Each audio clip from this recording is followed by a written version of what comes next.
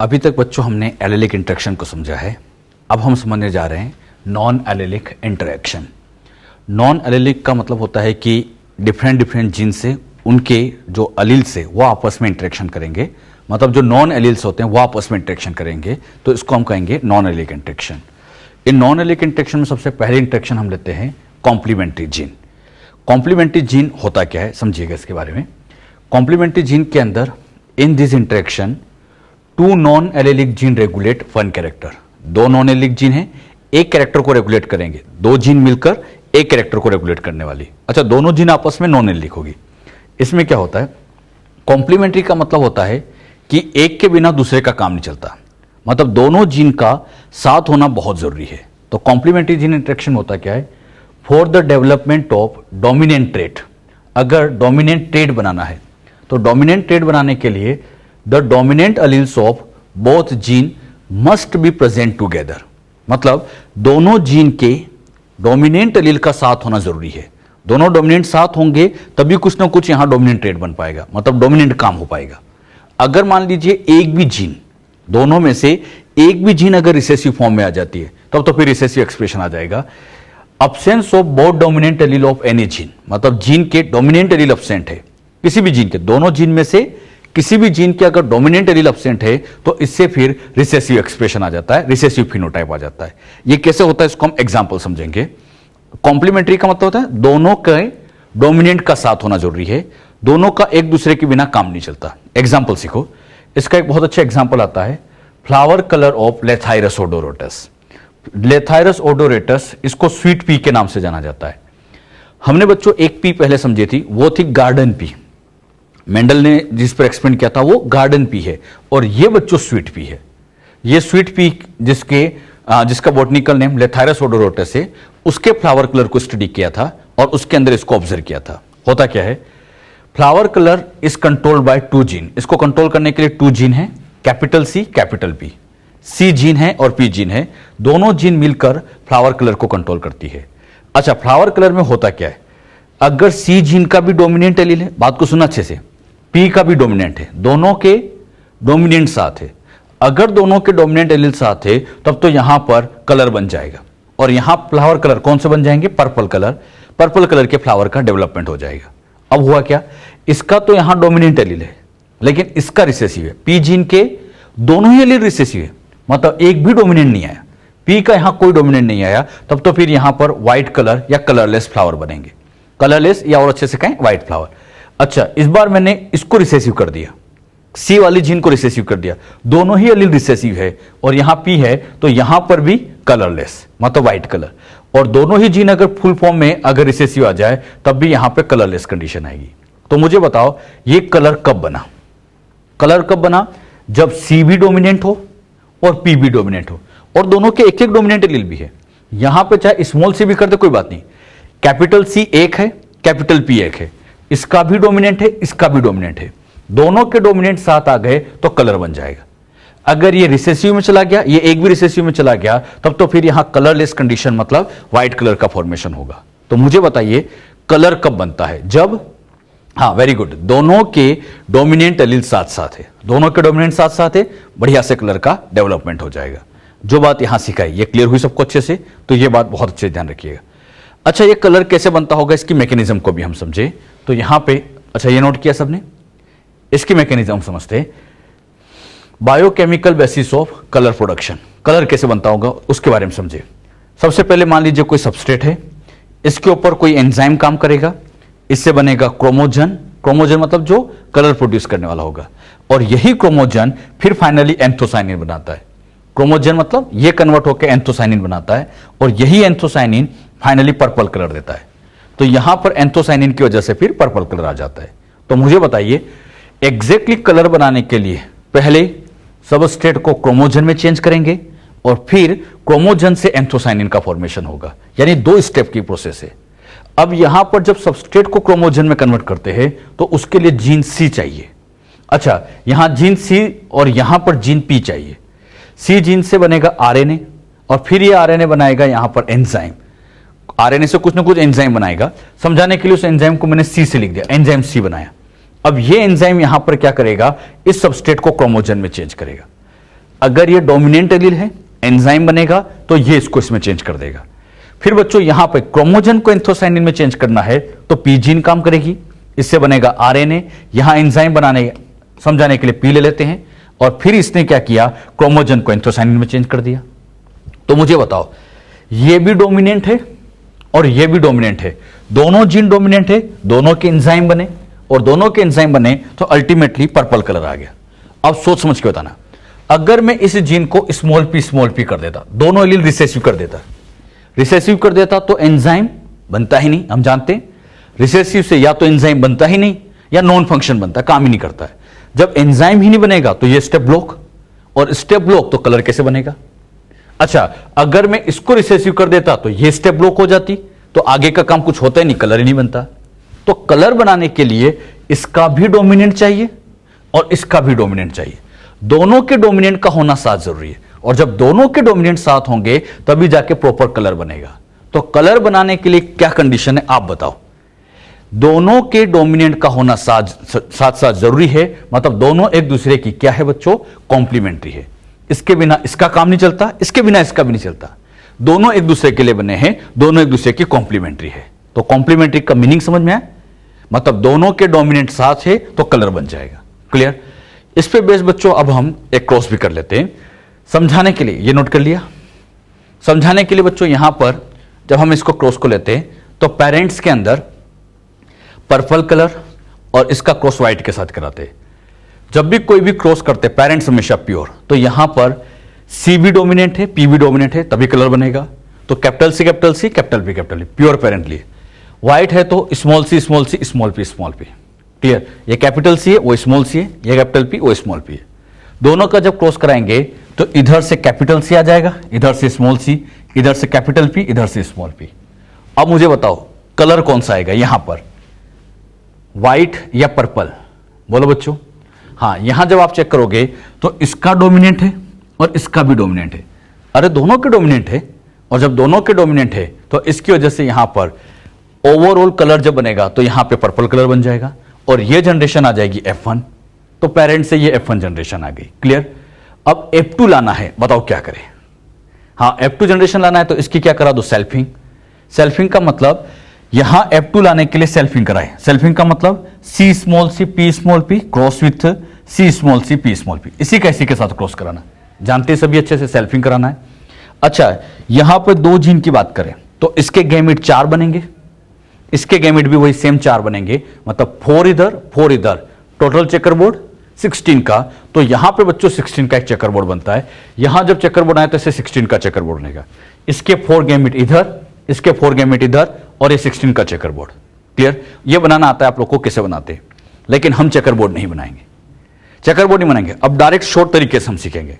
एक तरीका मैंने आपको समझाया था कि जब यहां पर इनका फिनोटाइप लिखना हो तो कैसे लिखो, यहां सी भी डोमिनेंट लिखो, पी लिखो, तो वो लिखो सी डैश पी डैश। याद है मैंने डायबिट कोर्स में बहुत पहले सिखाया था, सी डैश पी डैश। यहां लिखोगे सी डैश स्मॉल पी। फिर अगला small c, very good, p dash small C P dash, और यहां पर स्मॉल सी स्मॉल पी। यह तरीका आता है सबको। पहले C dash P dash, C dash small P small C P dash, और ये दोनों डोमिनेंट है। यहां पे बच्चों आप ध्यान से देखो, दोनों अगर डोमिनेंट है तो ये टोटल यहां पे बन जाएंगे 9। अरे ये सी भी डोमिनेंट है, पी भी डोमिनेंट है, ऐसे समझो। इसका सी डोमिनेंट पी डोमिनेंट, सी डोमिनेंट पी डोमिनेंट, सी डोमिनेंट पी डोमिनेंट, दूसरा कुछ भी हो, एक का डोमिनेंट दूसरे का भी डोमिनेंट, तो ऐसे टोटल ये 9 होंगे। ये वाले बनते हैं 3, ये वाले बनते हैं 3, और ये वाला बनता है 1। वही 9:3:1 का रेशियो आता था। दोनों डोमिनेंट तो 9, एक डोमिनेंट 3, एक डोमिनेंट 3, दोनों रिसेसिव 1। अब यहां पे दिमाग लगाना, अच्छे से आंसर देना सभी। सी है पी है, दोनों डोमिनेंट है, कलर बोलो पर्पल व्हाइट, वेरी गुड। यहां बन जाएगा पर्पल क्योंकि दोनों का डोमिनेंट एलील है। अरे दोनों एक दूसरे की कॉम्प्लीमेंट्री, साथ साथ काम कर रहे हैं। स्मॉल पी रिसेसिव है तो सेकंड स्टेप बंद हो जाएगी, तो यहां पे व्हाइट कलर ही आ जाएगा। इधर भी व्हाइट कलर क्योंकि ये रिसेसिव है, इधर दोनों ही रिसेसिव है तो यहां भी व्हाइट आ जाएगा। तो अब यहां चेक करना, पर्पल कितने हो गए 9, और व्हाइट ये सारे मिला के, मतलब इन सबको मिला के कहें तो ये टोटल ही व्हाइट है, ये टोटल व्हाइट। गिन लो कितने हो गए, काउंट करो। 3 + 3 9, 3 + 3 6 + 1 कितना हो गया 7। तो ये हो गया 9 और ये हो गया 7, ये टोटल 7 है। तो यहां जब फिनोटाइपिक रेशियो निकालोगे तो इनका तो हो जाएगा 9 और उसका हो जाएगा 7, तो 9:7। अरे बात समझ में, 9 कौन से हो गए, पर्पल, और ये 7 यहां पर व्हाइट हो जाएंगे और ये 9 यहां पे पर्पल हो जाएंगे। तो रेशियो क्या आ जाएगा, 9:7 चलेगा। अच्छा, जीनोटाइपिक रेशियो बताओ, चेक करो जीनोटाइपिक रेशियो। ये 16 का चेकर बोर्ड बना है, जीनोटाइपिक रेशियो, हाँ वही आएगा जो हम पहले भी सीखे हैं। डायहाइब्रिड का जीनोटाइपिक रेशियो बोलो क्या आएगा, वेरी गुड, 1:2:4, 1:1:1। अरे ये वही तो आएगा, 1:2:4, 1:1:1। तो आप बताओ, फिनोटाइपिक रेशियो तो 9:7 आ गया, बदल गया, पहले 9:3:3 बनाता था, बदल गया, तो फिनोटाइपिक रेशियो चेंज हो गया, जीनोटाइप तो वही रहा। तो मुझे बताइए कौन सा रेशियो चेंज हो जाता है, फिनोटाइपिक। जीनोटाइप तो वही रहेगा क्योंकि चेकर बोर्ड तो ये 16 का ही बना है, अरे 16 का ही बना है, तो यहां पर फिनोटाइपिक रेशियो बदल जाते हैं, जीनोटाइप तो वही रहता है क्योंकि चेकर बोर्ड वही चल रहा है। बात समझ में। इतना सारा समझाने के बाद कॉम्प्लीमेंट्री जीन में दो बातें बहुत इंपॉर्टेंट है। नॉन एलिक इंटरेक्शन जब भी हम समझेंगे, अभी जितने भी एग्जांपल, दो बातों पे अच्छे से फोकस रखना बच्चों, एक तो एग्जांपल और दूसरा फिनोटाइपिक रेशियो। मुझे बताओ कॉम्प्लीमेंट्री जीन का एग्जांपल क्या लिया हमने, फ्लावर कलर इन लेथाइरस ओडोरटस, उसको टिक कर लेना, इंपॉर्टेंट है। और दूसरा फिनोटाइपिक रेशियो 9:7 आया, ये ध्यान रखिएगा। और यहां पे कॉम्प्लीमेंट्री का मतलब दोनों के डोमिनेंट का साथ होना है, लेकिन मेन तो ये पूछा जाता है, क्वेश्चन इसी तरह से आएगा एग्जाम में, फ्लावर कलर इन लेथाइरस ओडोरटस किसको शो करता है, कॉम्प्लीमेंट्री जीन, और भी आएंगे सप्लीमेंट्री, एपिस्टेसिस से कई नाम दे देंगे, तो क्या आंसर चला जाएगा, कॉम्प्लीमेंट्री जीन। क्लियर हुआ बच्चों। तो ये अपने लिए एग्जाम्पल इंपॉर्टेंट है, रेशियो इंपॉर्टेंट है। अच्छा, ये समझ में आया सबको। इस पे वैसे क्वेश्चन भी लेते हैं, कर लोगे क्वेश्चन, नोट कर लिया है सबने। ये चेकरबोर्ड बनाने की जरूरत नहीं, आप तो डायरेक्ट इसको भी लिख के सोल्व कर सकते हैं। क्लियर, लिखिए क्वेश्चन। ये क्वेश्चन आपके सामने दिया है, with respect to flower colour of lathyrus odoratus, genotype of plant is C p p। This plant is crossed with, ढंग से लिखना, capital C small p, capital P नहीं है, small p, genotypic plant. Find out probability of purple and white flower respectively in offspring. Purple और white flower वो बताने आपको, मतलब ये सोल्व करना है, पर्पल व्हाइट क्या बनेंगे ये सोल्व करिए। कर लोगे सोल्व? हाँ, जब बच्चों आप इसको सोल्व करोगे तो यहां पे किस किस का क्रॉस करना है, C p, capital C p। जब ये क्रॉस करोगे इधर से बनेंगे 4 गैमेट्स, जानते हो सभी, इधर से बनेंगे, हाँ कितने gametes, capital C capital P, 2 gamete. अरे वो गैमेट बनाना आता है, भूलना नहीं है, वो बहुत इंपॉर्टेंट है। अच्छा नहीं आता तो ऐसे सीखो, कैपिटल C फिर स्मॉल p, इस तरह से निकाल सकते हो। अच्छा, ये गैमेट बना लिए, जब इसको चेक करोगे तो ये चेकरबोर्ड बनेगा, capital C capital P small p, ये बन गया पूरा चेकरबोर्ड तैयार। अब इसमें पर्पल कलर कब आता है ये बताओ मुझे, जब दोनों के डोमिनेंट हो, मतलब C भी डोमिनेंट हो, P भी डोमिनेंट हो, मतलब यहां पर C भी डोमिनेंट, P भी डोमिनेंट, C भी डोमिनेंट, P भी डोमिनेंट, C भी डोमिनेंट, P भी डोमिनेंट। तो इन 3 केस में पर्पल आ रहा है, बाकी केस में व्हाइट आएगा, क्योंकि यहां स्मॉल p है, यहां स्मॉल p, यहां स्मॉल c, यहां स्मॉल p, यहां स्मॉल p। अरे बात समझ में। तो यहां पे कलर वाले, पर्पल वाले 3 हो जाएंगे, व्हाइट वाले हो जाएंगे। तो सोल्व करने का एक तरीका तो ये है। एक तरीका और समझाता हूं, इसमें क्या टाइम बहुत लगता है। एक तरीका और, कैसे सोल्व करना है, C वही लिखा हमने, क्रॉस करना है, इसका क्रॉस इसका क्रॉस, वेरी गुड, अलग करो। यहां पर C capital C small c, इधर से P का क्रॉस अलग करो, तो यहां पर कैपिटल P स्मॉल p। इसको सोल्व करोगे दोनों तरफ हेटेरोजाइगस, कितने का चेकरबोर्ड, हाँ वेरी गुड, 4 का चेकरबोर्ड बनेगा। और यहां पर डायरेक्ट लिख सकते हो, अरे यहां चाहे तो इसे लिखो ना, C स्मॉल c, लेकिन हमें डायरेक्ट आना चाहिए, capital C capital C small c। इधर से बनाओ, यहां से बनेंगे capital P small p gamete, इधर से स्मॉल p, मतलब एक ही स्मॉल p। और चेक कर लो, पहला बनेगा कैपिटल P स्मॉल p, दूसरा बनेगा स्मॉल p। ये बना लिया। अब हमें यहां पर किसको चेक करना था, पर्पल कलर। मुझे बताओ कलर कब आता है, हाँ जब इसका भी डोमिनेंट हो, इसका भी डोमिनेंट हो, मतलब इधर C डोमिनेंट, कितने हो गए, कलर बनाने के लिए इसका भी डोमिनेंट उसका भी डोमिनेंट, तो सी भी डोमिनेंट होना चाहिए, पी भी डोमिनेंट होना चाहिए। तो सी डोमिनेंट 1 2 3, तो यहां पे आ जाएगा 3/4। पी डोमिनेंट एक में ही है तो यहां आ जाएगा 1/2। तो सोल्व करोगे 3/8। अरे यही तो आएगा, दोनों, इसका भी डोमिनेंट होना चाहिए इसका भी डोमिनेंट होना चाहिए। अब यहां पे व्हाइट कलर निकालना है, तो व्हाइट कलर निकालने के लिए एक बात मुझे बताओ, अगर मैं इस कैपिटल सी को स्मॉल पी के साथ लूं, सी पी को लूं तो व्हाइट, इस सी और पी को लूं तो व्हाइट, इस सी और पी को लूं तो व्हाइट, इसको और इसको लूं तब भी व्हाइट आ जाएगा। मतलब इन चारों का यानी 4/4 इंटू इधर से ले लूं 1/4, सॉरी 1/2, ये 2 ही है तो 1/2 ले ले तब भी व्हाइट आ जाएगा। और कर सकते हैं प्लस हम ऐसे भी ले सकते हैं कि यहां पर इसका इसके साथ आए, अरे इसका इसके साथ है तब भी व्हाइट आ सकता है, तो उसको भी आप ले सकते हो। तो यहां पर इसको ऐसे लिख सकते हो 1/4, इधर से 1/4 और इधर से 1/2, इस तरह से आप सोल्व कर सकते हो। ऐसे सोल्व करने में क्या होता है कि आप गड़बड़ कर सकते हो, क्योंकि इसमें आप प्रॉब्लम हो रही, क्योंकि यहां केसेस लेके चलने पड़ते हैं। बढ़िया तरीका क्या है, व्हाइट कलर निकालना है। अब बताओ 8, यहां पे 8 में से 3 पर्पल आ गए तो बाकी बचे, हाँ व्हाइट ही तो होंगे। ऐसे सोल्व करो, 1 माइनस कलर कर दिया करो।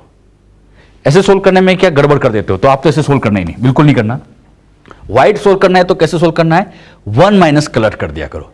1 माइनस कलर मतलब यहां पर ये कलर वाले इतने हैं तो बाकी सारे कलरलेस होंगे, तो 1 माइनस कलर कितने थे 3/8, तो सोल्व करोगे 5/8। और आप खुद सोचो 8 में से 3 अगर कलर हो गए तो बाकी तो कलरलेस ही होंगे, और बाकी तो 5 वाले जो होंगे बचे हुए व्हाइट ही तो होंगे। 2 ही तो फिनोटाइप है, पर्पल और व्हाइट। अगर 3 पर्पल हो गए तो रिमेनिंग 5 जो होंगे व्हाइट ही होंगे। तो कैसे निकालना है व्हाइट कलर वाले को, 1 माइनस कलर। तरीका एक बार फिर समझो, क्या करना है, पहले पर्पल को निकालो, इधर से 3/4 ले लिया, इधर से 1/2 ले लिया, कर लिया 3/8, क्लियर। और व्हाइट को कैसे निकाला, 1 माइनस कलर से, 1 माइनस कर लो। ऐसा क्वेश्चन आपको बिगनर बॉक्स में भी मिलेगा, आगे एक्सरसाइज में मिलेगा। तो आप लोगों को सोल्व करने का पैटर्न आना चाहिए। 2 तरीके हैं, या तो ऐसे चेकर बोर्ड बना के चेक करो, टाइम लगता है, ये आसान तरीका। और पहले अगर यहां व्हाइट भी पूछा है ना, पहले पर्पल निकालना है, कलर वाला पहले निकालना है और फिर आप व्हाइट 1 माइनस करके सोल्व कर लेंगे। पहले हमेशा पर्पल निकाला करो क्योंकि उसमें गड़बड़ नहीं होती है। कर सकते हैं इसे। तो ये बच्चों यहां पर हमने कॉम्प्लीमेंट्री जीन क्या होती है इसके बारे में यहां हमने समझा। कर लोगे ऐसे क्वेश्चन। नॉन एलेलिक इंटरेक्शन हम समझ रहे थे, उसमें हमने पहला कॉम्प्लीमेंट्री जीन समझा। इसी में ही अगला केस आता है, नॉन एलिक में ही सेकंड केस आता है, वो है एपिस्टेसिस। एपिस्टेसिस में होता क्या है, in this interaction one non allelic gene suppress और prevent the phenotype of other gene. मतलब एक जीन दूसरे जीन के इफेक्ट को सप्रेस करेगा, बढ़ाएगा नहीं, सप्रेस करेगा, तो उसे हम एपिस्टेसिस कहते हैं। इसको बच्चों आप ऐसे यहां पे समझेगा। समझाने के लिए यहां पर मैंने लिखा ये 1 जीन है, ये 1 जीन, और ये यहां पर ले ली है सेकंड जीन, 2 जीन है, ये सेकंड जीन है। अब बच्चों यहां पर हुआ क्या, ये सेकंड जीन अपना कुछ काम कर रही थी। मान लीजिए सेकंड जीन से यहां पर समझाने के लिए लेते कि कोई ना कोई कलर आ रहा होगा, कुछ ना कुछ काम कर रही थी। अब इस पहली वाली जीन ने इसके इफेक्ट को यहां पर कुछ ऐसा किया कि अब ये कलर नहीं बना पा रही। पहली वाली जीन ने ऐसा कुछ किया कि ये कलर नहीं बना पा रही।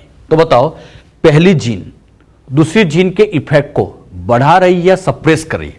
कहीं ना कहीं ये दूसरे के इफेक्ट को सप्रेस कर रही है, और ऐसे सप्रेस करने वाली इंटरेक्शन को ही एपिस्टेसिस कहते हैं। एक बार फिर समझो, एपिस्टेसिस में कितनी जीन है, 2 जीन। इसमें पहली जीन दूसरी जीन के इफेक्ट को क्या करती है, सप्रेस करती है। तो एक जीन दूसरे को सप्रेस करती है। अब ये जीन सप्रेस कर रही है तो ऐसी जीन को कहा जाता है एपिस्टेटिक जीन। जो सप्रेस करती है उसको एपिस्टेटिक जीन कहेंगे, और जिनमें ये सप्रेशन देखने को मिल रहा है इसको हम हाइपोस्टेटिक जीन कहेंगे। 2 तरह की जीन है, एक होती है एपिस्टेटिक, एक होती है हाइपोस्टेटिक। जिसका सप्रेशन होगा वो कहलाती है एपिस्टेटिक, जो सप्रेस करेगी वो एपिस्टेटिक, और जिसका सप्रेशन होगा वो हाइपोस्टेटिक। तो यहां पर हम समझ सकते हैं एपिस्टेटिस में एक होती है एपिस्टेटिक जीन और दूसरी होती है हाइपोस्टेटिक। एपिस्टेटिक किसको कहा, जो दूसरे को सप्रेस करती है, gene which inhibit the expression of another gene. मतलब दूसरे को सप्रेस करने वाली एपिस्टेटिक जीन होगी। और दूसरी होती है हाइपोस्टेटिक जीन। हाइपोस्टेटिक किसको कहते हैं, जिसका सप्रेशन हुआ है, gene whose expression is suppressed, जिसका एक्सप्रेशन सप्रेस्ड हुआ है वो कहलाती है हाइपोस्टेटिक। मतलब ये हो गई एपिस्टेटिक, ये हो गई हाइपोस्टेटिक।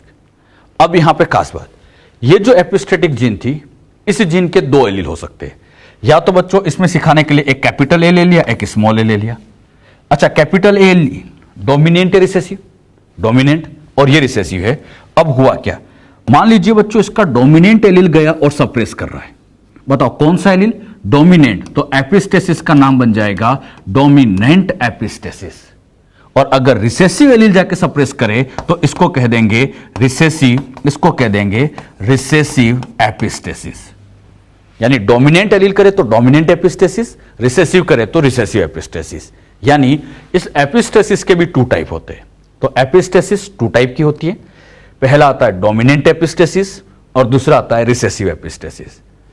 एपिस्टेसिस क्या होता है, एक बार फिर से, एक जीन दूसरे के इफेक्ट को सप्रेस करे तो वो एपिस्टेसिस कहलाता है। जो सप्रेस करेगी वो एपिस्टेटिक, जिनमें सप्रेशन होगा वो हाइपोस्टेटिक। क्लियर। और डोमिनेंट एलील करे तो डोमिनेंट एपिस्टेसिस, रिसेसिव करे तो रिसेसिव एपिस्टेसिस। एक एक करके इन दोनों को समझते हैं। पहले हम डोमिनेंट एपिस्टेसिस लेते हैं, ये नोट किया। अच्छा, अब यहां पे लेते हैं डोमिनेंट एपिस्टेसिस।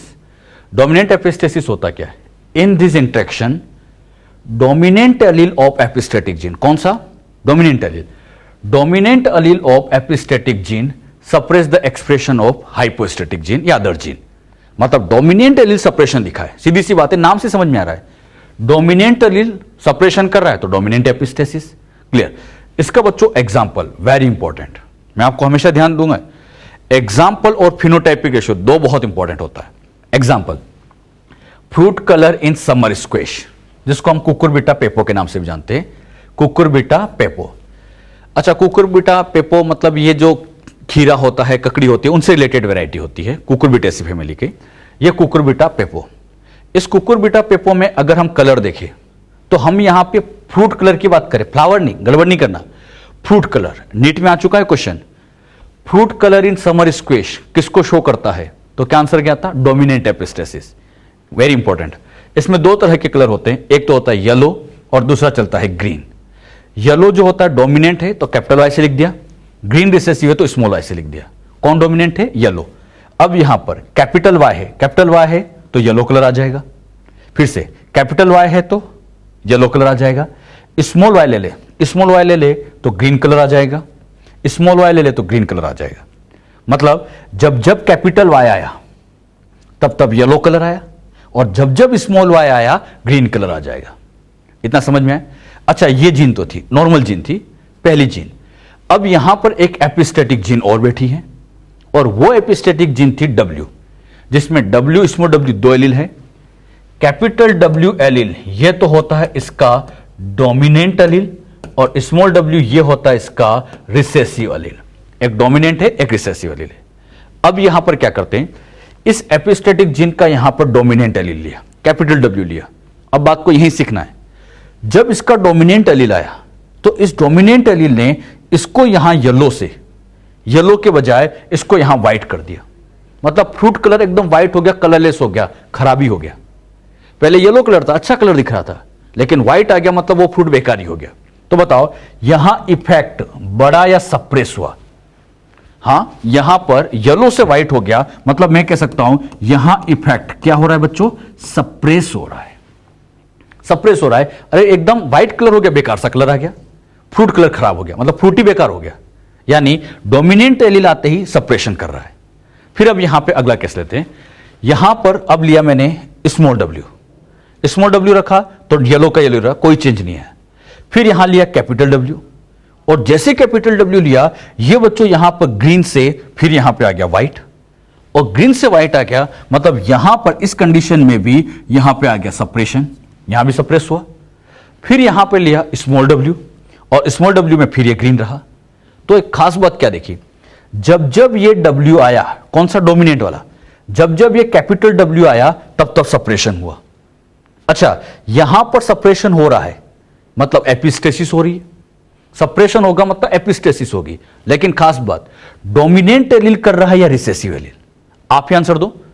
डोमिनेंट कर रहा है recessive yes, very good, dominant allele suppress कर रहा है, तो यहां पर हम कह सकते हैं कि यहां पर डोमिनेंट एलील सप्रेशन दिखा रहा है, मींस ये डोमिनेंट एपिस्टेसिस को शो कर रहा है। कौन सी एपिस्टेसिस हो गई? डोमिनेंट, क्योंकि जब जब डोमिनेंट एलील आए तब तो सप्रेशन हो गया, और इसलिए तो इसको डोमिनेंट एपिस्टेसिस कहते हैं। अरे बात समझ में? यहां पर इंपॉर्टेंट क्या है? एग्जाम्पल। क्या एग्जाम्पल था? Fruit colour in summer squash, ये एग्जाम्पल इंपॉर्टेंट है। अच्छा, इसका यहां पर एक क्रॉस भी ले लेते हैं। इसका जब क्रॉस करेंगे पेरेंट्स के अंदर, व्हाइट कलर लेते हैं और क्रॉस कराते ग्रीन के साथ। व्हाइट मतलब डोमिनेंट ले लो। अच्छा, कैपिटल डब्ल्यू है तो व्हाइट आ जाता है, बेकार कर देता है कलर को। और ग्रीन के लिए स्मॉल डब्ल्यू स्मॉल वाई। दोनों का क्रॉस हुआ, F1 जनरेशन में आ गया W small w Y small y। ये बच्चों आ गई F1 जनरेशन। F1 जनरेशन में यहां पर अगर कलर निकाला जाए तो यहां पे बच्चों अगर हम कलर शो करें तो यहां पर एग्जैक्टली कलर जो आता है, यहां बच्चों अगर एग्जैक्ट कलर निकाला जाए तो यहां पर एग्जैक्ट कलर मिलेगा। आप ही बताओ कौन सा आना चाहिए? कैपिटल W है तो यहां पर जो कलर आ जाएगा ये आ जाएगा व्हाइट। कैपिटल W की वजह से कलर कौन सा आ जाता है? व्हाइट। यहां व्हाइट कलर आ जाता है। अब बच्चों यहां पे खास बात, यहां इस F1 से, ये F1 जनरेशन है, F2 निकालना है। क्या करेंगे? सेल्फिंग। और सेल्फिंग करेंगे तो F2 जनरेशन में W small w Y small y cross with W small w Y small y। जब इसका चेकर बोर्ड बनाएंगे तो 16 का चेकर बोर्ड बनेगा, लेकिन वो चेकर बोर्ड हमें बनाना ही नहीं। मैं तो आपसे डायरेक्ट अब सोल्व करवाना चाहूंगा। लिखो इसका फिनोटाइप, खुद सोल्व करो आप। कैसे लिखोगे? हाँ, यहां 4 तरह के लिखोगे। पहला लिखो W dash Y dash, very good, W dash Y dash. अगला लिखो हाँ W डैश स्मॉल y। अगला लिखो very good small w Y dash. और यहां सारे रिसेसिव ले लो। अब बताओ ये टोटल कितने होंगे? 16 का ऐसे चेकर बोर्ड बनाओ, ऐसे 16 का चेकर बोर्ड बनाते और यहां चेक करते तो ये कितना होता? 9, ये 3, वेरी गुड, ये 3, ये 1। अब कलर बताना है, बोलो बच्चों कलर। हाँ, यहां आ जाएगा व्हाइट, वेरी गुड। यहां अरे कैपिटल W है, यहां भी कैपिटल W है, बोलो। हाँ, यहां भी व्हाइट। यहां बोलो स्मॉल w आ रहा है, इस मीन्स ये येलो। अरे कैपिटल Y की वजह से येलो आ जाएगा, और यहां पर स्मॉल y की वजह से ग्रीन आ गया। मतलब यहां सेपरेशन हुआ, यहां नहीं हुआ। ये हमने भी सीखा था। अब टोटल व्हाइट गिनो, यहां से लेकर टोटल व्हाइट गिन लो बच्चों, कितने हो गए? काउंट करो। 9 + 3 कितने हो जाएंगे? 12। येलो हो गया 3, ग्रीन हो गया 1। फिनोटाइपिक रेशो लिखो। हाँ, वेरी गुड, ये हो जाएंगे 12, 3, 1, तो 12, 3, 1 आ जाएगा। अच्छा, जीनोटाइपिक रेशो मैंने सिखाऊंगा, क्या आएगा? Very good, genotypic ratio 1 to 2 4, 1 to 1 to 1, तो यही 1 to 2 4, 1 to 1 to 1 आ जाएगा। जीनोटाइपिक रेशो चेंज नहीं होता। कौन सा रेशो बदलता है? तो फिनोटाइपिक रेशो चेंज होता है। तो यहां फिनोटाइपिक रेशो आप देख रहे हैं बदल गया है। जो बात यहां पर समझाएगी, क्लियर हुई? 2 बातें इंपॉर्टेंट है, एग्जाम्पल और रेशो। क्या एग्जाम्पल था? फ्लावर, हाँ यहां एग्जाम्पल क्या था? फ्रूट कलर इन, हाँ समर स्क्वैश, डोमिनेंट एपिस्टेसिस का ये एग्जाम्पल था। और ये फिनोटाइपिक रेशो और जीनोटाइपिक रेशो, मेन तो फिनोटाइपिक रेशो। इसी तरह से ये डोमिनेंट एपिस्टेसिस था, रिसेसिव एपिस्टेसिस। मीनिंग बोलो। हाँ, जब रिसेसिव एलील जब सप्रेशन करे तो रिसेसिव एपिस्टेसिस। तो इन this interaction recessive allele of epistatic gene suppress the expression of other non allelic gene. Recessive allele suppression करेगा। एग्जाम्पल लेते, इसका एग्जाम्पल आता है कोट कलर इन माइस। माइस के अंदर उनकी जो स्किन कलर है कोट कलर होता है, उसको स्टडी किया जाए। इसमें जब स्टडी करते हैं तो एक होता है एल्बिनो कलर, मतलब एक तरह से कलरलेस ही मान लीजिए, यानी उसमें कोई प्रॉपर कलर नहीं बना। चूहे के अंदर जो कोट कलर बात कर रहे हैं। फिर ये यहां पर ब्लैक में चेंज होता है, और यही ब्लैक वाला फिर अगोटी में चेंज होता है। अगोटी मतलब जो ब्राउनिश कलर के चूहे हम देखते हैं उसको कहा जाता है। यह चूहे का सबसे फेवरेट कलर होता है, यह सबसे बेस्ट कलर माना जाता है। यहां इस इंटरेक्शन को कंप्लीट करने के लिए सी जीन और यहां पर ए जीन काम करती है, इधर सी इधर ए। अब यहां पर ध्यान समझना, ए का काम होता है अल्टीमेटली अगोती लाना। ए का काम अगोती। तो जब बच्चों कैपिटल ए आएगा तो अगोती कलर आएगा, कैपिटल ए आएगा तो अगोती, यहां भी अगोती आ जाएगा। लेकिन अगर मैं इसको स्मॉल ए कर देता तो, इसको रिसेसिव कर देता तो, दिमाग लगाओ, स्मॉल ए कर देता तो ये स्टेप ब्लॉक हो जाती। अरे यही तो ब्लॉक होता तो ब्लैक कलर आता। तो स्मॉल ए की वजह से कौन सा कलर आता? ब्लैक। अरे सोचो, स्मॉल ए मतलब ये स्टेप ब्लॉक हो गई, रिसेसिव एलील आ गया, और यहां पे भी स्मॉल ए आ जाता तो ब्लैक आ जाता। अरे यही तो होता। अब सोच समझ के बताना, अगर यहां सी है, कैपिटल सी है, तो कैपिटल सी ने एल्बिनो को ब्लैक में चेंज किया और ए ने इसको इसमें चेंज करके अगोती लिया। लेकिन अगर मैं यहां स्मॉल सी ले लूं तो अब दिमाग लगाना, कैपिटल ए तो चाहता है कि अगोती आए, लेकिन अगर ये रिसेसिव एलील आ जाए तो क्या दिक्कत होगी। जैसे बच्चों रिसेसिव एलील आएगा, स्मॉल सी आएगा, ये स्मॉल सी आ गया तो यही स्टेप ब्लॉक हो जाएगी, और जब यही स्टेप ब्लॉक हो गई, यहीं पे सब कुछ ब्लॉक हो गया, तो यहां पे एल्बिनो हो जाएगा, ब्लैक भी नहीं बनेगा। मतलब ब्लैक यहां पे अगोती के बजाय यहां एल्बिनो हो जाएगा, क्योंकि यही स्टेप यहीं पे ब्लॉक हो जाएगी। और जैसे यहां पे ब्लॉक हुई, आगे का कुछ भी काम नहीं होगा। एल्बिनो, एल्बिनो कलर मतलब एकदम बेकार कलर। यहां पे चूहा नाराज हो जाता है, क्योंकि अगोती से एल्बिनो हो गया, कलर बेकार हो गया, चूहा नाराज हो गया। बात समझ में, बेकार कलर हुआ। मतलब यहां पर एक तरह से मैं कह सकता हूं, इस कंडीशन में यहां पे जाके वही सप्रेशन हुआ। यहां बच्चों क्या देखने को मिला है, सप्रेशन, यहां सप्रेशन देखने को मिला। सेम एज यहां पर कैपिटल सी आएगा, कैपिटल सी आएगा तो ब्लैक तो आ जाएगा, लेकिन स्मॉल सी आ जाए तो आप बताओ कौन सा कलर। स्मॉल सी आ जाए तो यही स्टेप ब्लॉक, और यही स्टेप ब्लॉक हो गया तो ब्लैक भी नहीं आएगा। यहां पर भी कलर एग्जैक्टली कौन सा हो जाएगा, एल्बिनो। मतलब यहां पर भी इस कंडीशन में भी सप्रेशन देखने को मिला। तो मुझे बताओ, जब जब डोमिनेंट एलील सब आया तब सप्रेशन हुआ, या रिसेसिव आया तब सप्रेशन हुआ? आप आंसर दो। जब जब, हां, ये जब जब रिसेसिव आया तब तब गड़बड़ हुई है। यानी रिसेसिव एलील गड़बड़ कर रहा है तो रिसेसिव एपिस्टेसिस। अरे वहां डोमिनेंट ने गड़बड़ की थी इसलिए डोमिनेंट एपिस्टेसिस, यहां रिसेसिव की वजह से प्रॉब्लम हुई तो रिसेसिव एपिस्टेसिस। अब यहां पे डायरेक्ट बताना, अगोती टोटल कितने बनेंगे, दोनों डोमिनेंट है, वेरी गुड, 9। यहां पर एक डोमिनेंट एक रिसेसिव, 3, यहां ये 3 और ये यहां 1। अब बताओ टोटल अगोती कितने हो गए, ये तो हो गए 9। अच्छा, ब्लैक कितना हो गया, 3, एल्बिनो हो गया 4। तो यहां पे रेशियो निकाला जाए तो यहां फिनोटाइपिक रेशियो 9, अच्छा ये हो गया ब्लैक 3 और एल्बिनो टोटल 4 थे तो 934। इसमें फिनोटाइपिक रेशियो 934 आता है। जीनोटाइपिक रेशियो तो वही आएगा 1:2:4, 1:1:1।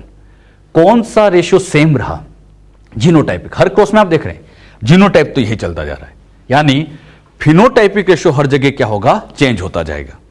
मैंने आप लोगों को नॉन एलेलिक इंटरेक्शन में टोटल 3 समझा दिए, complementary, dominant epistasis, recessive epistasis. और अब इन तीनों में आप लोगों को क्या ध्यान रहा, एक बार फिर सुन लेना, एग्जाम्पल और फिनोटाइपिक रेशियो, इनको हाईलाइट कर लेना अच्छे से।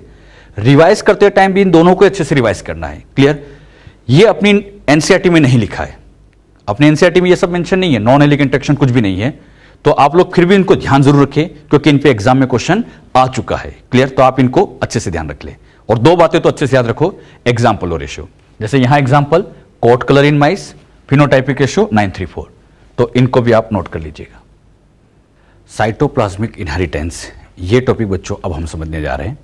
साइटोप्लाज्मिक इनहेरिटेंस होता है क्या है, इसके बारे में कुछ बेसिक आइडिया मैंने आपको पहले भी दिया है, बस उसके एग्जाम्पल हमने नहीं समझे थे, तो एग्जाम्पल हम यहाँ पे लेंगे। लेकिन एक बार फिर से साइटोप्लाज्मिक इनहेरिटेंस होता क्या है उसको अच्छे से क्लियर कर लेते हैं। साइटोप्लाज्म में हम सब जानते हैं जीन होती है, कहाँ पर, यस, माइटोकॉन्ड्रिया एंड प्लास्टिड के पास। माइटोकॉन्ड्रिया और प्लास्टिड के पास जीन होती है, और माइटोकॉन्ड्रिया प्लास्टिड जब अगली जनरेशन में जाएंगे तो वो जो जीन अगली जनरेशन में जाएगी माइटोकॉन्ड्रिया प्लास्टिड की, उसी जीन का अगली जनरेशन में जाना, इसी को हम साइटोप्लाज्मिक इनहेरिटेंस कहते हैं। ये बच्चों जीन न्यूक्लियस के अलावा है, तो इसी साइटोप्लाज्मिक इनहेरिटेंस को एक नाम और दिया जाता है, इसे एक्स्ट्रा न्यूक्लियर इनहेरिटेंस भी कहते हैं। क्यों कहते हैं एक्स्ट्रा न्यूक्लियर, क्योंकि न्यूक्लियस के अलावा है। और मैं एक बात ये सिखाई भी थी कि मदर का ही साइटोप्लाज्म नेक्स्ट जनरेशन में जाता है, तो इसीलिए इसको मैटरनल इनहेरिटेंस, मदर के रिस्पेक्ट में क्या लिखा, मैटरनल इनहेरिटेंस भी इसको कहा जाता है। आप लोग सभी जानते हैं बच्चों, ये सेल है, इस सेल के अंदर ये न्यूक्लियस है, इस न्यूक्लियस के अंदर ये क्रोमोसोम, और यहां पर न्यूक्लियस के बाहर ये जो भरा होता है इसको हम कहते हैं साइटोप्लाज्म। इस साइटोप्लाज्म के अंदर ये ऑर्गेनल्स होते हैं, माइटोकॉन्ड्रिया, क्लोरोप्लास्ट, या जो हम जनरल वर्ड बोले प्लास्टिड। अब आप लोग को ये कई बार बता चुके हैं कि माइटोकॉन्ड्रिया के पास भी ये यहां पर एक छोटा सा पार्ट होता है।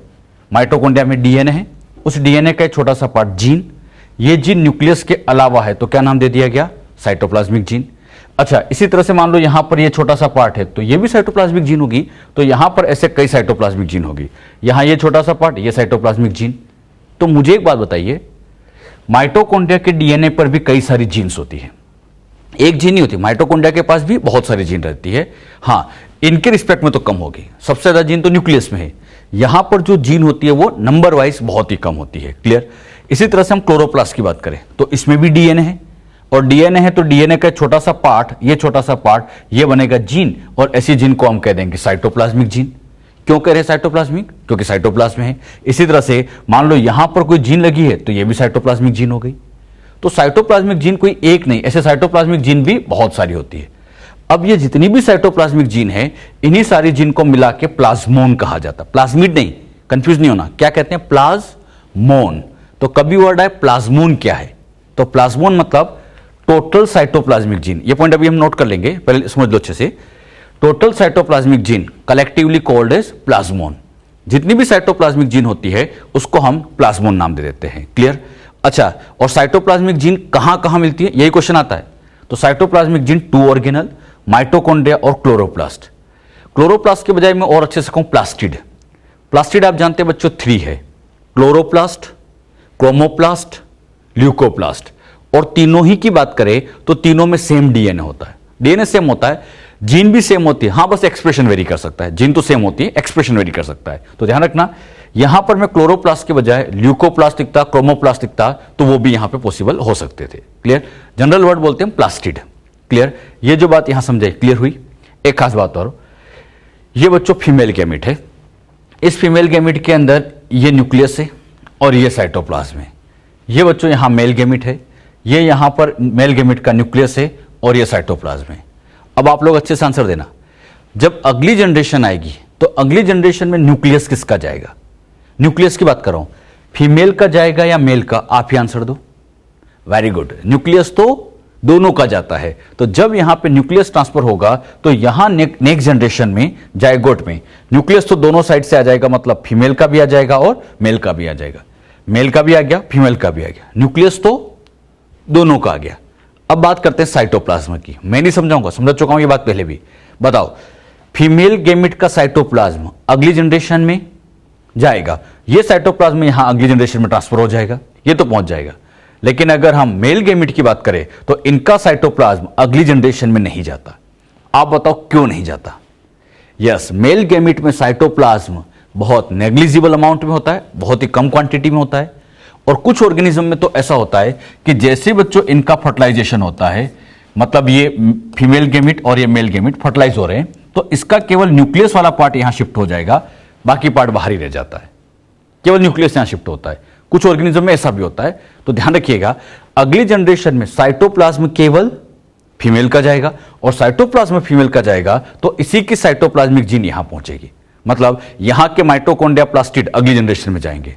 और साइटोप्लाज्म का अगली जनरेशन में जाना, नेक्स्ट जनरेशन में ट्रांसफर होना, इसी को नाम दिया जाता है साइटोप्लाज्मिक इनहेरिटेंस। अब सबसे मेन क्वेश्चन, साइटोप्लाज्मिक इनहेरिटेंस दोनों पेरेंट शो करते हैं या एक? यस, ओनली एक शो करता है और ओनली फीमेल यानी मदर के थ्रू शो होता है। और मदर के थ्रू शो होता है इसलिए इसको मैटरनल इनहेरिटेंस भी कहते हैं। साइटोप्लाज्मिक इनहेरिटेंस का दूसरा नाम मैटरनल इनहेरिटेंस। और क्यों कहा? क्योंकि ये ओनली मदर से शो होता है, यानी मैं और अच्छे से बोलूं यूनिपेरेंटल। ये यूनिपेरेंटल इनहेरिटेंस होती है, जो बात यहां समझाएगी। क्लियर हुई? ये डायग्राम हम पहले भी बना चुके हैं, तो आप चाहे तो उन्हीं डायग्राम का यूज कर सकते हैं। अब इसके कुछ खास पॉइंट नोट कर लेते हैं। साइटोप्लाज्मिक इनहेरिटेंस की डिस्कवरी की थी कार्ल कोरेंस ने। हां, यही वही कार्ल कोरेंस जिन्होंने मेंडल के काम को रीडिस्कवर्ड किया था।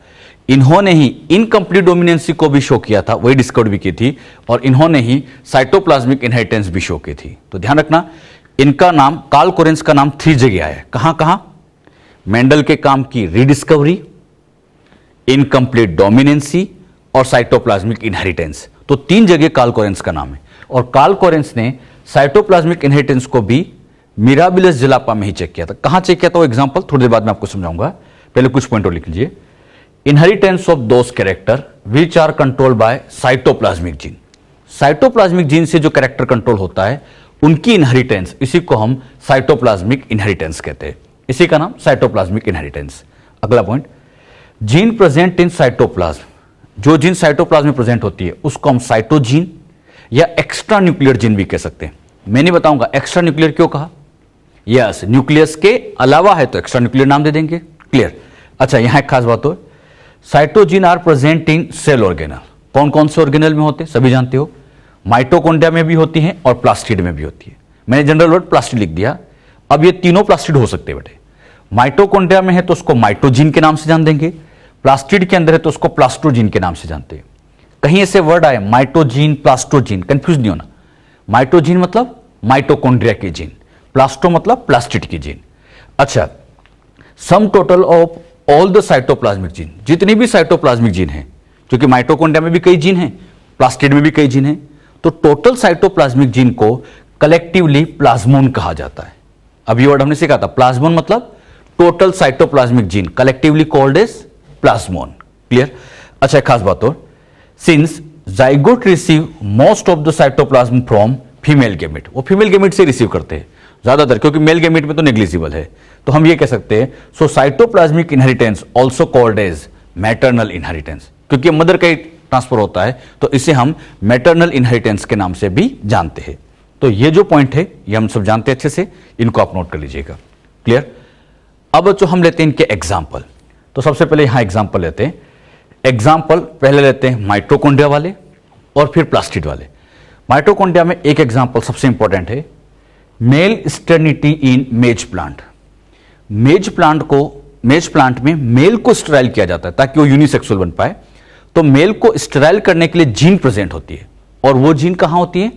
माइटोकॉन्ड्रिया के पास। अरे माइटोकॉन्ड्रिया के पास जीन है, और उस जीन से क्या होता है, मेल को स्टेराइल किया जा सकता है जिससे कि वो यूनिसेक्सुअल फ्लावर बन पाए। तो मेल स्टेरिलिटी इन मेज प्लांट। अच्छा, एग्जाम्पल ऑफ प्लास्टिड, ये एग्जाम्पल इंपॉर्टेंट भी है, ये पूछा भी जाता है। मेज प्लांट में मेल स्टेरिलिटी की जीन कहां है? क्वेश्चन आएगा, न्यूक्लियस, क्लोरोप्लास्ट, माइटोकॉन्ड्रिया। क्या आंसर आएगा? माइटोकॉन्ड्रिया। ये माइटोकॉन्ड्रिया से कंट्रोल होती है, तो ये एग्जाम्पल इंपॉर्टेंट है। एग्जाम्पल ऑफ प्लास्टिड इनहेरिटेंस, और प्लास्टिड इनहेरिटेंस में सबसे बेस्ट एग्जाम्पल है एल्बिनिज्म इन सर्टेन प्लांट। कुछ प्लांट के अंदर एल्बिनिज्म। पहले तो मुझे बताओ एल्बिनिज्म का मतलब क्या होता है? हाँ, एल्बिनिज्म का मतलब कलर नहीं बनना, कलरलेस कंडीशन, उसी को हम एक तरह से एल्बिनिज्म कहते हैं। आप सभी जानते हैं कि प्लांट के अंदर अगर हम लीव्स की बात करें तो प्लांट की जो लीव्स होती है, आप सभी जानते हो बच्चों, ये प्लांट की लीव्स है और ये ग्रीन कलर की होती है, ये ग्रीन कलर की है, प्लांट की लीव्स ग्रीन कलर की है। अब बात आती है ग्रीन कलर बनता किसकी वजह से? तो ग्रीन कलर बनाने के लिए यहां पर इनकी सेल के अंदर ऐसे बच्चों यहां प्रेजेंट होता है क्लोरोप्लास्ट। इस क्लोरोप्लास्ट के अंदर यहां पर क्लोरोप्लास्ट की स्ट्रक्चर हम समझे तो क्लोरोप्लास्ट की स्ट्रक्चर के अंदर ऐसे थाइलेकोइड होती है, पढ़ा होगा आपने, और इन थाइलेकोइड के ऊपर यहां पर लगे होते हैं पिगमेंट, और ये जो पिगमेंट होता है सबसे फेमस नाम क्लोरोफिल। ये बच्चों क्लोरोफिल है, ये क्लोरोफिल है, और इसी क्लोरोफिल की वजह से ये जो बच्चों क्लोरोफिल होता है, इसी क्लोरोफिल की वजह से यहां पर ये ग्रीन कलर प्रोड्यूस हो जाता है, इसी की वजह से ग्रीन कलर है। तो ग्रीन कलर किसकी वजह से आया? क्लोरोप्लास्ट के अंदर जो क्लोरोफिल होता है, वही क्लोरोफिल प्लांट को कौन सा कलर दे रहा है? Green colour. ये ग्रीन कलर आ गया। अच्छा, इस क्लोरोफिल को बनाने के लिए यहां पर जीन प्रेजेंट होती है, मतलब इसी जीन से क्लोरोफिल बनता है और वही क्लोरोफिल यहां कलर दे रहा है। क्लियर? अब सपोज करो इस जीन में यहां पर बच्चों मान लीजिए म्यूटेशन कॉज कर दिया, जीन के अंदर क्या कर दिया बच्चों? म्यूटेशन, ये म्यूटेशन कॉज कर दिया। अगर म्यूटेशन कॉज हो जाए तो क्या होगा? अगर जीन में म्यूटेशन हो गया तो क्लोरोफिल नहीं बन पाएगा, क्लोरोफिल नहीं बन पाएगा। मतलब क्लोरोफिल बायोसिंथेसिस की जो जीन थी, क्लोरोफिल बायोसिंथेसिस में जो एंजाइम लगते हैं उनकी जो जीन थी, वो जीन में म्यूटेशन हुआ, और जैसे म्यूटेशन हुआ क्लोरोफिल नहीं बना, और क्लोरोफिल नहीं बना तो यहां पर लीव्स का जो कलर हो जाता है वो व्हाइट हो जाता है, क्योंकि प्रॉपर कलर नहीं बन पाया, व्हाइट कलर की लीव्स आ जाती है। और ये व्हाइट कलर की लीव्स, इसी को ही एल्बिनिज्म कहा जाता है, इसी को एल्बिनिज्म कहा जाता है। तो बताओ एल्बिनिज्म क्यों आ गया? क्योंकि क्लोरोप्लास्ट की जीन में म्यूटेशन हो गया। बताओ इस एल्बिनिज्म से रिलेटेड जीन कहां बैठी है? क्लोरोप्लास्ट में। क्लोरोप्लास्ट मतलब प्लास्टिड, तो यही मैं आपको समझा रहा हूं।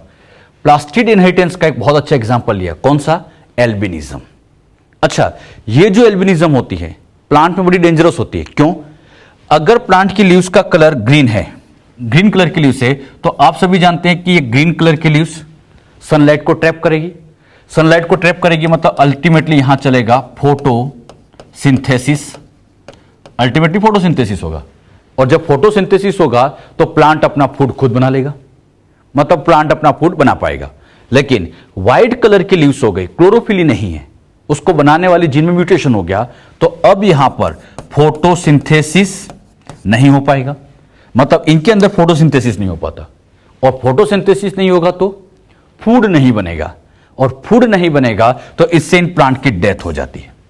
मतलब इस कंडीशन में प्लांट मर जाता है, और प्लांट मर जाता है मतलब ये कहीं ना कहीं प्लांट को मार रही है, तो ये घातक है, लीथल है। तो हम ये भी कह सकते हैं एल्बिनिज्म स्पेशली मेज प्लांट के अंदर देखा गया है। जीन फॉर एल्बिनिज्म कहां प्रेजेंट होती है? क्लोरोप्लास्ट में, समझ लिया। Gene for albinism in corn मेज इज लीथल, ये लीथल होती है। लीथल मतलब घातक है, ये यहां पर मार देती है। क्यों मार देती है? क्योंकि प्लांट के अंदर फोटोसिंथेसिस नहीं होगा, कलर नहीं बनेगा, मतलब वही ग्रीन कलर नहीं बनेगा, फूड नहीं बनेगा, तो अल्टीमेटली प्लांट की डेथ हो जाएगी। तो यहां पर एक बात बहुत इंपॉर्टेंट, एल्बिनिज्म जब प्लांट में होता है तो लीथल होता है। हां, ह्यूमन में अगर एल्बिनिज्म हो जाए, जैसे मिलेनिन पिगमेंट नहीं बन पाता, तो इसमें ह्यूमन की डेथ नहीं होती। तो एल्बिनिज्म प्लांट के केस में लीथल है, लेकिन ह्यूमन के केस में लीथल नहीं होता। अरे बात समझ में? तो यह बात जो आपको समझाएगी, क्लियर हुई? एल्बिनिज्म की जीन कहां रिलेटेड है? क्लोरोप्लास्ट से रिलेटेड है। तो जो बात यहां पर अभी आपको समझाई गई, ये बात बच्चों आप लोग ध्यान रखिएगा। ये मैंने आपको समझा भी दिया क्यों लीथल होता है, रीजन समझ में आया?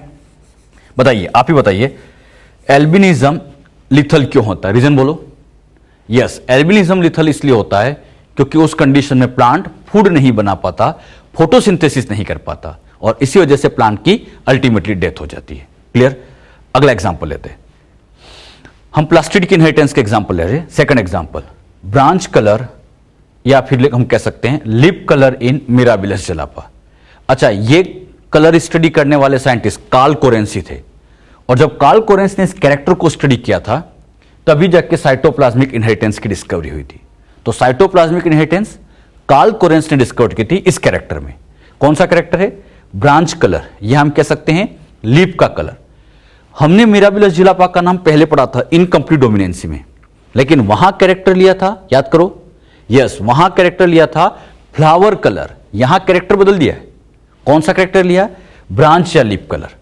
अगर हम इसके लीफ कलर की बात करें, अच्छा, इसको ऑब्जर्व करने वाले साइंटिस्ट कौन से थे? Karl coherence. इसको ऑब्जर्व करने वाले साइंटिस्ट कार्ल कोरेंस ही थे मिराबिलस जलापा में। इसके अगर हम कलर की बात करें तो मिराबिलस जलापा में कलर 3 टाइप के हो सकते हैं, ब्रांच या लीफ कलर, ग्रीन कलर, पेल कलर या वेरीगेटेड कलर। 3 टाइप के कलर है, ग्रीन, पेल। पेल का मतलब होता है व्हाइट कलर, कलरलेस कंडीशन। तो ग्रीन, पेल एंड वेरीगेटेड मतलब मिक्स कलर होता है। अब यहां देखना, ग्रीन कलर आता किसकी वजह से? आप ही आंसर दो। यस, हां, ग्रीन कलर आने के पीछे यहां पर रीजन होता है क्लोरोप्लास्ट। मतलब ये सेल के अंदर क्लोरोप्लास्ट बैठा है, और यही क्लोरोप्लास्ट ग्रीन कलर दे देता है। तो ग्रीन कलर आने के पीछे रीजन, वेरी गुड, क्लोरोप्लास्ट। अगर यहां पेल कलर आ रहा है, पेल मतलब कलरलेस, अब दिमाग लगाओ, कौन सा प्लास्टिड ऐसा होता है जो कलरलेस होता, कलर नहीं देता? Very good, leucoplast. जानते हो आप सभी? तो due to presence of leucoplast, और ल्यूकोप्लास्ट को समझाने के लिए मैंने एल से लिख दिया, और यही ल्यूकोप्लास्ट यहां पर पेल कलर प्रोड्यूस करता है। तो ग्रीन कलर क्लोरोप्लास्ट से, पेल कलर ल्यूकोप्लास्ट से। अब बात आती है वेरीगेटेड। वेरीगेटेड मतलब मिक्स कलर, और यह आता है due to presence of both chloroplast and leucoplast. मतलब यहां पे क्लोरोप्लास्ट भी होता है और ल्यूकोप्लास्ट भी होता है, और दोनों की वजह से यहां वेरीगेटेड कलर आता है। यह कलर किस प्लास्टिड की वजह से आ रहा है? क्लियर हो रहा सबको अच्छे से? एक बार फिर सुन लेना, ग्रीन कलर क्लोरोप्लास्ट की वजह से, साइटोप्लाज्म में चल रही सब बातें, पेल कलर ल्यूकोप्लास्ट में, और वेरीगेटेड कलर की बात करें तो दोनों की वजह से होता है। बात समझ में? अब यहां पे बच्चों आपको समझाने के लिए क्रॉस करके सोल्व करते हैं। यहां पर आपको समझाने के लिए फीमेल में ले लिया गया ग्रीन कलर। अच्छा, जब यहां ग्रीन कलर लिया गया और मेल में ले लिया पेल कलर, और यहां पे इन दोनों का ऐसे क्रॉस करा रहे। ग्रीन कलर है तो यहां क्लोरोप्लास्ट होगा, अच्छा, पेल कलर है तो यहां ल्यूकोप्लास्ट होगा। जब इन दोनों का क्रॉस कराएंगे, सोच समझ के आंसर देना। न्यूक्लियस तो दोनों साइड से आ गया, फीमेल का भी आ गया, मेल का भी आ गया, दो न्यूक्लियस हो गए, मतलब दोनों साइड से आ गए, दोनों मर्ज हो गए। अब बताना साइटोप्लाज्म किसका जाएगा? मैं नहीं सिखाऊंगा, खुद सोचो, खुद आंसर दो। बताइए, यहां साइटोप्लाज्म किसका जाने वाला है?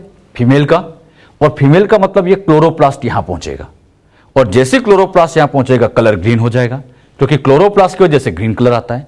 तो बताइए यहां जैसा मदर का फिनोटाइप था अगली प्रोजेनी में वही आया। तो साइटोप्लाज्मिक इनहेरिटेंस में खास बात यही है, जैसा मदर का फिनोटाइप होगा नेक्स्ट प्रोजेनी में वही आएगा। और वही क्यों आएगा? क्योंकि साइटोप्लाज्म इन्हीं का जाता है। अच्छा, मैं यहां मेल में पेल के बजाय यहां पर चेंज करके ग्रीन कलर लेता, तब भी आंसर ग्रीन ही होता। अच्छा, मैं यहां इसको चेंज करके वेरीगेटेड कलर कर देता, तब भी ग्रीन नहीं होता। बताओ क्यों? क्योंकि यहां पर इनमें से कुछ भी लिया जाए, यहां पर जाना तो अल्टीमेटली यही है। अरे जाना तो क्लोरोप्लास्ट ही है, तो यहां कुछ भी लो, ग्रीन लो, वेरीगेटेड लो, आंसर हमेशा अकॉर्डिंग टू फीमेल। अब आप लोग, अच्छा है, अगला केस लेता हूं। अगला जब मैं केस ले रहा हूं, इसमें आप लोग सोच समझ के आंसर देना है कौन सा कलर आएगा। यहां पे बच्चों इस बार ले लिया फीमेल को पेल कलर और मेल में ले लिया ग्रीन कलर। सोल्व करो, डायरेक्ट बताओ तो आंसर। हां, डायरेक्ट हम कह सकते हैं पेल कलर आएगा, क्योंकि जैसा मदर का फिनोटाइप वही प्रोजेनी में चला जाएगा।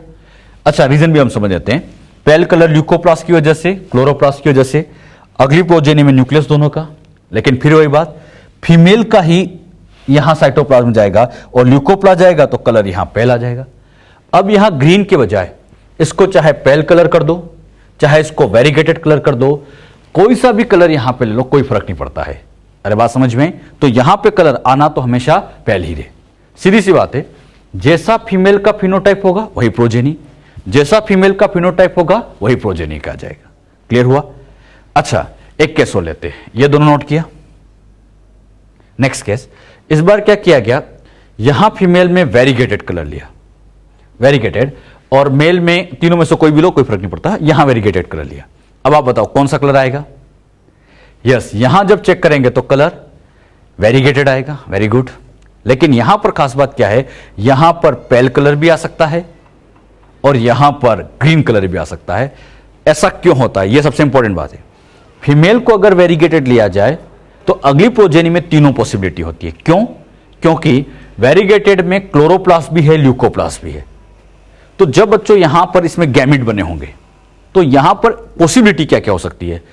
एक पॉसिबिलिटी तो यह है कि अगली जनरेशन में मान लीजिए केवल ये सी क्लोरोप्लास्ट जाता, केवल क्लोरोप्लास्ट जाता तो ग्रीन कलर आ जाता। अच्छा, ऐसा कुछ साइटोकाइनेसिस होता कि केवल ल्यूकोप्लास्ट जाता तो पेल कलर आ जाता। लेकिन ऐसा साइटोकाइनेसिस हुआ कि गैमिट में क्लोरोप्लास्ट ल्यूकोप्लास्ट दोनों चले गए तो वेरीगेटेड आ जाएगा। मतलब यहां तीनों ही चांस है, डिपेंड करता है साइटोकाइनेसिस के बाद गैमिट में क्या गया। अच्छा, गैमिट में दोनों प्लास्टिड गए तो बोलो बच्चों वेरीगेटेड, अगर केवल क्लोरोप्लास्ट गया तो ग्रीन कलर, केवल ल्यूकोप्लास्ट गया तो पेल कलर। मतलब यहां तीनों चॉइस है, क्योंकि यहां पर दोनों तरह के प्लास्टिड थे। अरे बात समझ में? तो क्वेश्चन क्या कहता है, फीमेल वेरीगेटेड है तो प्रोजेनी में तीनों पॉसिबिलिटी होगी। तो क्या सिखाया आप लोगों को, जितना समझाया, overall conclusion, female green colour. बताओ मेल में कुछ भी लिया जाए, प्रोजेनी में यस ग्रीन कलर ही आएगा, यहां ग्रीन कलर ही आएगा। यहां बच्चों अगला लेते हैं, फीमेल, ये हम समझ चुके हैं।